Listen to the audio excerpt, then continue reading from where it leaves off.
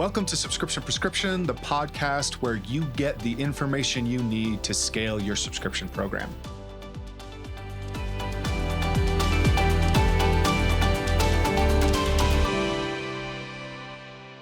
Hi, my name is Matt Holman, and welcome to another dose of Subscription Prescription, the podcast where we try to help you figure out all things related to e-commerce subscriptions. This is a special episode. It is the second part of a two-part series that we started last week called The Art and Science of Subscriptions.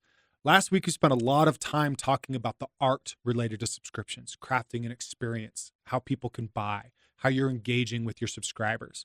Very, very critical. In fact, if not the most critical part of the subscription experience is the art of what you're offering and how you're engaging with people. But the thing that's going to drive revenue for you over time, incremental gains add up big time in the subscription space, is the science of subscriptions. So I'm excited to dive in today. We're going to mirror a little bit of what we were talking about last week. So if you haven't listened to last week's dose, I would suggest either going back and listening to it now or listening to it right after this one, because a lot of what I'm going to say is going to echo what I was talking about last time, but in the context of the science. So we started last week by talking about purchase experience, right? Some different options related to quizzes, related to starter kits, build a box or build a bundles. Now, that's great from an art standpoint of creating this experience of being able to engage, offer people what they want, let them pick what they want, or give them something that you know that they need from a starter kit standpoint. The science in this is testing these different elements, right? So in the Build-A-Box experience, like that we mentioned with Dr. Squatch, when is it most effective to make the upsell? Is it at the end? Is it after the second or the third item goes in? Could you get away with two upsells at, like, say, the third soap and at the sixth soap, right? That's where the science of this comes in, is paying attention to what gets picked the most. The items that get picked the most should be prioritized at the top. They're already the most popular. Let's make sure that they're prominent, right? So that's where we're thinking about ways we can improve the experience. That's what science is going to give us, paying attention to conversion numbers, popular products, and testing different things, right? Now, we don't want to get lost in the testing weeds because it is quite possible to test a million different parts of the subscription experience. But thinking about what we can do, that we can manage from a test standpoint, is thinking about what we can make from an upsell standpoint. I mentioned like Breakaway Matcha, say the example of adding a matcha tea to your subscription, and then you're getting upselled with these certain items. And if you're selling, like if you have a big SKU catalog, right? If you're using Rebuy or One Click Upsell was a sponsor on a recent podcast, there are ways that you can make this dynamic, right? That's a little bit more science-based. But thinking about what you can offer, what's going to be the most likely to both increase the average order value, increase conversions, but also be beneficial on retention. So when we're thinking about science with upsells, I like paying attention to what already just looking into the program and seeing what items are commonly bought together and what items retain well together over time. That's something not every subscription app can do that. You can look at Peel Insights is also a good platform if you want to leverage to get into that, to get a little bit deeper into that data. I highly recommend trying with their free trial and seeing some of the reports and insights you're going to be getting on subscriptions. But that's what I mean from a science standpoint. Okay, we've noticed that these products sell well together. These types of products are more likely to result in a conversion to a subscription. So we're going to create some of this art experience around this science that's backing this, right? So when we think about like starter kits, right? Your starter kit, you're going to start from you're going to start on a starter kit from an artistic standpoint of what you think should all go in there. But then you start to iterate through tests of, okay, well, if I include this, does that boost conversions? If I take this out, does that hurt conversions? Do I need to add something else in here? How does that affect retention down the road, right? So that's, again, a science element to this. When we're thinking about product pages, some of the most critical things I think you should be testing are, yes, price and discount. That's where you start with to see how things go. But also, what else can you include, right? Being able to test from a science standpoint of defaulting to the subscribe and save offer versus the one-time option, right? How does that affect conversions? How does that affect cancellations? How does that affect your customer service department because they now have a bunch of people who felt like they were tricked into a subscription? Those are all elements when we're thinking about what to test, right? And as well as I mentioned, like what items can you include as a sample or gift? Something I've been seeing more and more, especially in the beauty space or for brands that have a pretty big catalog of products. And from an art standpoint, you kind of already know what people want to use together or what they like using together. What can you try testing as a potential bundle option, right? So if you think about it, you're selling a product and it's 25% off if you subscribe and save. What happens if you only do 10% off but you include another item? There potentially can be a higher perceived value. So thinking through some of those tests you can run, that's part of the science of subscriptions. Trying to iterate through different options. What can I test? What can I put in here? What other ways can I demonstrate value, show people, get people to convert more, right? That's how we're driving this from a conversion, from a science standpoint. Similarly, when I'm talking about quizzes, this is a big thing, right? Identifying what type of quiz results are most likely to be subscribers or high retention type people. So let's use the protein powder as an example. You're selling protein powder. You have 3 different user personas that usually come through and take your quiz. People that are trying to add muscle, people that are trying to lose weight, and people that are training for their first run or race or something like that. Being able to pay attention to the science is identifying which of those 3 has the higher average order value, which of those 3 have a higher lifetime value because they purchase more from you or purchase bigger things from you, purchase more frequently from you. Being able to get into the science behind which types of those users are more valuable will allow you to iterate into different offers. If you start to identify that one of them is very clearly more valuable than the other 2, hey, let's make more ads related to that. Let's make more dedicated landing pages related to that. Let's go after more affiliates that align with that, right? That's where science is going to take us. The art form will always come back in and how we try to craft that and make it special and creating a good experience around that. But the science of subscriptions is what's going to allow us to find that path forward of what we can test, what we can get into. This is very similar when we're talking about post-purchase experience, right? Being able to put upsell options on the confirmation page, having a post-purchase survey that fires instead of showing people, asking people different questions. The science is going to be starting to test a few different questions to see what types of results you get, but can you test offers within that quiz, within that post-purchase survey as well? That's going to indicate a higher chance of retention or being able to drive a higher average order value from that person because of an offer that you made.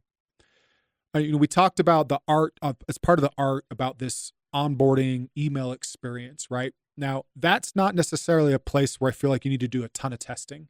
You can pay attention to those emails and see what's getting opened more. Depending on your email service provider, they can give you feedback on how long somebody spent on that page, what the amount of time they're spent reading. If you have a link or 2 in each one, maybe that lead out to like a guide or a resource, something you're giving away that's valuable, you can track link clicks as well. And so the science of that part would be just iterating through that a little bit of finding maybe email number 3 gets tons of clicks and opens. Let's move that up to email 2. Hey, nobody ever opens email 5. Let's try testing a different type of email 5. The thing though with that is you're not going to see a ton of directly attributable data to those emails saying, hey, as soon as we added email 4, our retention went up and to the right. Right? It doesn't quite work that way with this part of the experience. Those onboarding emails are very much art-based, but some of the science would be improving those and testing some different options through there. I do think when we're talking, we didn't talk a lot of this on the art side last week related to email marketing subscribers, but this is very much a science of finding the different options you can test. So knowing that, hey, once month 2 happens, we see a stronger take rate on our email marketing campaigns for upsell options to subscribers than we do at month 1 or month 3. So we're going all in there, right? Being able to test different timing sequences related to the email marketing, being able to test different offers, different discounts, different items, right? That's all very much science-based of trying to walk through a list of things you can test to offer to people. That is a big option and opportunity, I think, with subscriptions of trying to get into that. Now, when we're thinking art, when we're thinking experience, we don't want to email market too heavily right away, if not at all, at least in the first month, because we're trying to get people to try the product and like the product and be used to the product, right? We don't want to just pepper people with email marketing because they might just cancel because thanks for reminding me I have a subscription. But once you hit month 2, month 3, month 4, depending on the brand, you're going to see a lot more buy-in. Up to that point, your email marketing should be very much like letting people know they have an upcoming order, maybe letting them know they have a gift or an additional discount. That's part of the science here is, okay, if I offer month 2 subscribers a 20% extra discount, how does that affect my retention for that cohort, for that group, right? That's just something I can offer, I can send, I can auto apply that as a coupon, just letting them know it's happening. Or, hey, you can A/B test that, right, through as well. Inserts, gifts, those types of things. That's part of the science of testing. What can I do to improve retention over time with some of these levers that we have available to us? And then again, with the email marketing side of things is figuring out what campaigns to send when, what types of offers you can try to incentivize people with. Again, I think the longer somebody is around, the more likely you can also create triggers and thresholds within Klaviyo and others related to customer lifetime value. Once they've spent so much with you, hit so many renewals, you're going to send them a certain email or a certain type of campaign. And that's very much science based on that. When we're looking at, say, the unboxing experience, I do think that is still primarily a art, although it will have direct effect on retention, right? So you can test a few different things related to like the unboxing experience. If you include a gift or a sample, for example, if you're selling, say, like an arm hair shaver, and you want to include some adhesive strips to get like my mustache as well, right? Or something like that. That's something you can include as a surprise. You can test that as a surprise gift. Does that improve retention for people? Or does it mean that somebody's going to opt into a subscription to the, tape to get rid of my mustache?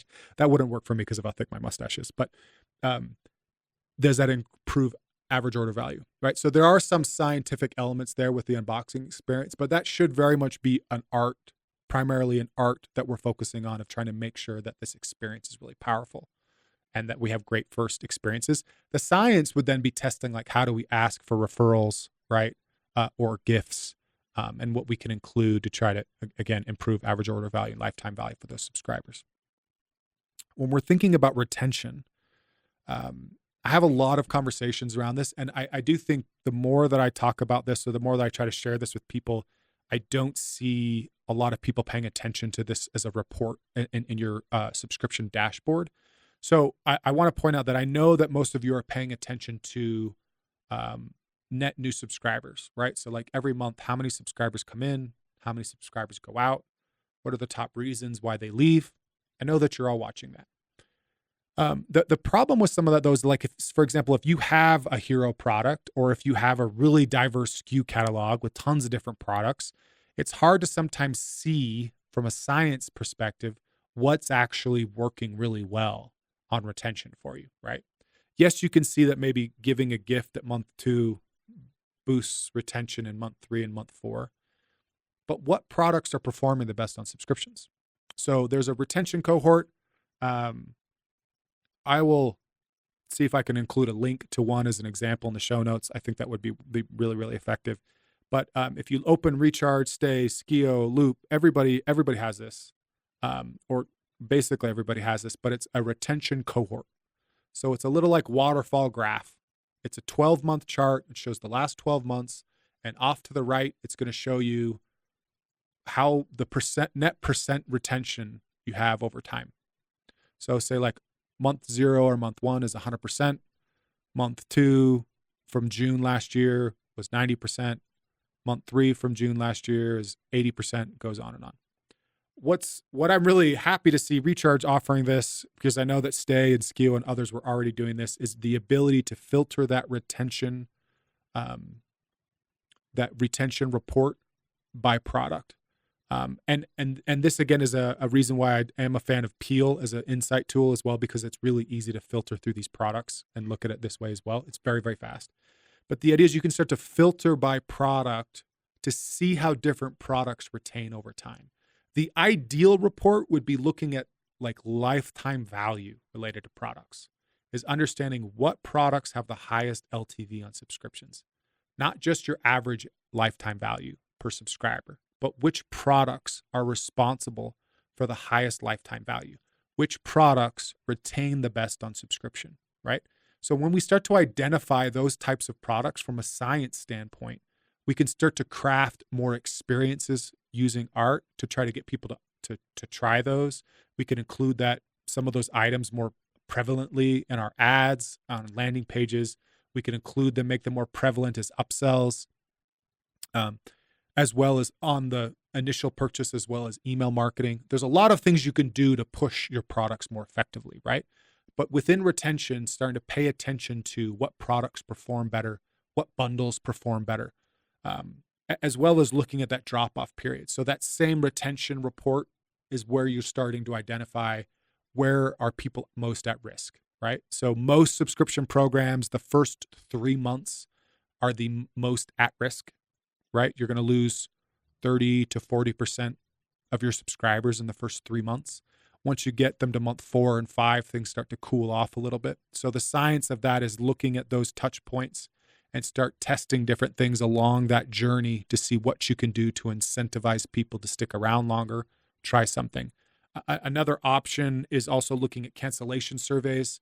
I know that a lot of the defaults are like, hey, I didn't know I have a subscription, or this is too expensive. I have too much product. I'm not using it. That's another option from a science standpoint to start testing a few different questions. Start getting to the when people say something like, I didn't know I had a subscription, sometimes that's just the easy way out for somebody to say that. Maybe they did know, but they feel like you won't be as mad at them if they choose that as an option. The other thing, if people have too much product, sometimes they have too much product because they haven't been using it, or they don't see enough value. Price is often related to value. They don't see enough value. So things you can start to test is using some cancellation flows on those. Depending on the platform you're on, this is a little bit different. Stay AI has retention engines. Skio has built this. Loop has built this. Recharge is offering this as well now with their cancellation flows. Is you can build something that's just a little more custom. You can use video from the founder talking about the product. You can test different offers to get people to stay. And so again, this is a much of the science element of what can you offer to people to get them to stick around that's going to keep them from canceling. So paying some attention there. Now, if you're only losing, depending on your size, this is a priority point. If you're under 1,000 subscriptions, you got to put all your time on the acquisition side, testing some different offers, trying to build this art around the purchase experience so that it's easier to see and driving up conversions so you can get more subscribers. Once you get north of 1,000 subscriptions, that's when you want to start paying more attention to cancellations, cancellation reasons, and testing some of the stuff there. Because if you think about it, if you have 10,000 subscribers and your average monthly churn is 10%, which isn't bad, you're losing 1,000 subscribers every month, right? So being able to make small changes, 5%, 10%, 20% boost in retention can be the difference between, say, keeping like 10 or 20 of them and keeping 100 or 200 of them, right? So that can be worth the time, especially as you scale. I'm trying to think if there's anything else here that I'm missing on the science side of things, because I know that was a lot. Okay, so just wrapping up this idea again, the art and science of subscriptions is sometimes art is about your gut. It's about putting something out there. Science is what's going to allow you to validate those ideas, test new versions of those ideas, and find more opportunities for you to keep doing that. And then art always is going to come back in as you try to build the better experience and what you're testing and what you're offering. When we're thinking about subscriptions, when you're thinking about e-commerce in general, we hear these terms around brand, and I want to build a brand. I want to build a brand. And the truth is that your brand in many ways is built on its own as you put in work, but as customers engage with your product and use your product. So when you're fairly new to all this, you should be focusing on the art, but the art should be how people buy, what people get. Focus on the art. Focus on the value. Focus on the product. Focus on the experience. That's what's going to allow people to share it more, talk about it more, for you to convert more people. As you grow, as you acquire more subscribers, science is going to come in and become incredibly important. Just being able to make a small change to the offer could change your conversion rate from 15% on subscriptions to 17% on subscriptions. And for a brand that's got a lot of traffic, that could be a couple hundred or a couple thousand more subscribers every month, right? So just think about that in your mind, is you don't want to waste too much time early on the science part. You never want to lose sight of the art part. And as you grow, science is going to be the tool that's going to allow you to find more and more incremental growth across the board. All right, that's it for this week's dose. Please, if you haven't already, like, comment, subscribe. That is how I get feedback. If you're not already a subscriber to the newsletter, I have a link to that in the show notes as well. And if you ever want to talk subscriptions with me, please feel free to reach out. I love talking about the art and science of subscriptions all the time.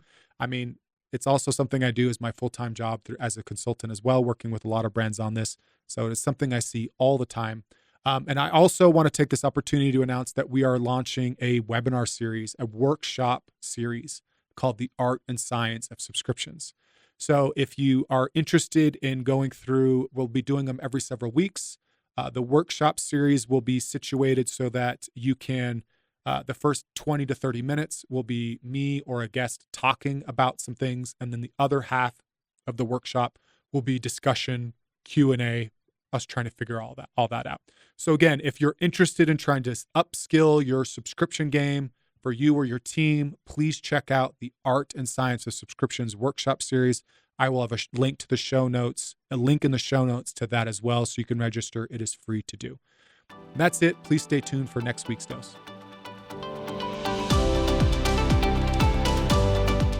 That's it for today. Thank you for tuning in. Please subscribe so that you can get notified when new episodes come out each week on Tuesdays.